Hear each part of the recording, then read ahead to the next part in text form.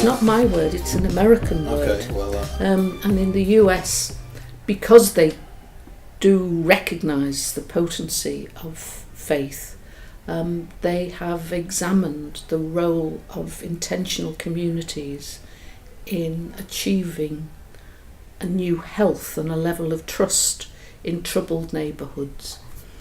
So I will always be reluctant to use the word community. It feels as if community is aspirational, something we achieve, rather than something that's out there. So I would prefer to talk about a locale or a neighbourhood, and then we can actually say, yes, this is community, rather than to just use it as they say it's an aerosol word, a hint of mist and a sweet aroma.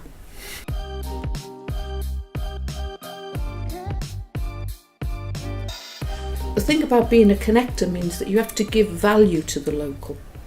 And if you give value to the local, that means that you have to eschew regional, national, and that's called promotion. So if you're going to put your roots local, and that's what you have to do in order to know the intricacies of a network and to earn the right to ask somebody else to contribute, to play a part. It's quite a radical act to be a connector. There are people who have a lot of chutzpah, and of course John Wesley was a good example, because he would stay 3 days, a bit like Jesus, and then say, will you do, to make requests of people and to trust that people will, to all intents and purposes, deliver on that request. And that creates a new state. Now, it may be that for some pioneers there's a debate about saying, who can we ask? Dare we invite people who are not themselves doing business with God? Now, I would say for sure we should and could. But for others, they might say, no, the invitation is restricted to those who pass kind of tests about acceptability.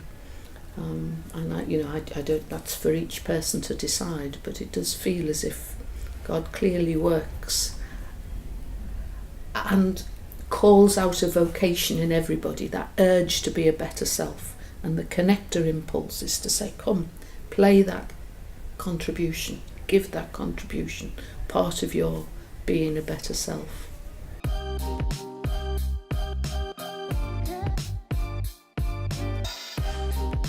The big area is about asset-based, to say, look, there are assets, and those assets are simply invited to make their contribution.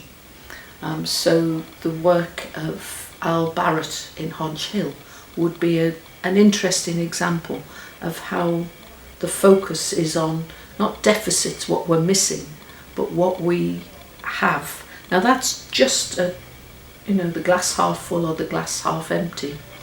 But certainly neighbourhoods have all kinds of assets, and it's the connector who both identifies and invites. And of course that's a role that can be generated throughout a neighbourhood to good effect. And then you might end up with community for a moment.